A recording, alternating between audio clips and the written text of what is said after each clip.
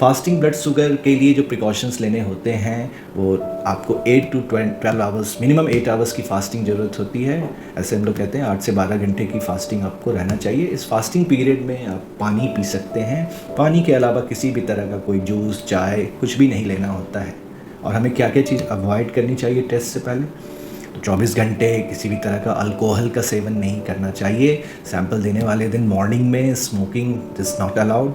हमें किसी भी तरह का हेवी एक्सरसाइज नहीं करना चाहिए। अपने आप को रिलैक्स्ड और स्ट्रेस फ्री रख कर के ही अपना सैंपल देना चाहिए, जिससे कि रिजल्ट्स की एक्यूरेसी बनी रहेगी। तो ये हो गई फास्टिंग सैंपल देने की बात। अब जो स्क्रीनिंग टेस्ट होता है उन लोगों के लिए होता है जिन्हें अपना डायबिटिक स्टेटस नहीं पता है कि वो डायबिटिक हैं कि नहीं हैं। उन लोगों के लिए स्क्रीनिंग टेस्ट होता है।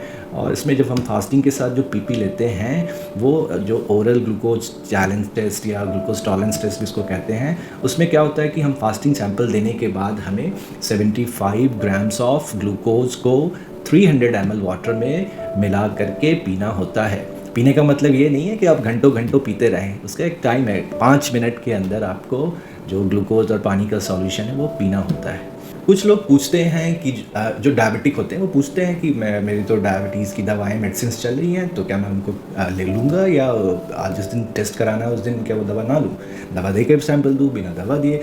काफ़ी सारी कन्फ्यूज़न रहती है उनके दिमाग में। तो उनके लिए मैं बताना चाहूँगा कि जो नॉन डायबिटिक हैं, जो ऑलरेडी एंटी डायबिटिक मेडिसिन पे हैं, उनको अपनी दवाएं अपने टाइम से ही लेनी। फास्टिंग सैंपल के पहले कोई दवा नहीं लेनी। फास्टिंग सैंपल देने के बाद जब वो ब्रेकफास्ट के साथ अपनी दवा लेते हैं, उसी टाइम पे अपनी दवा लेंगे। तभी फिजिशियन को एक्चुअली पता चलेगा कि दवा का इफ़ेक्ट जो पीपी की वैल्यू आती है उसके बेसिस पे उसको अंदाज़ होता है कि मेडिसिन सही से काम कर रही है कि नहीं, क्या डोज बढ़ाने की ज़रूरत है, घटाने की ज़रूरत है। तो आप अपने टाइम से मेडिसिन लेते हो।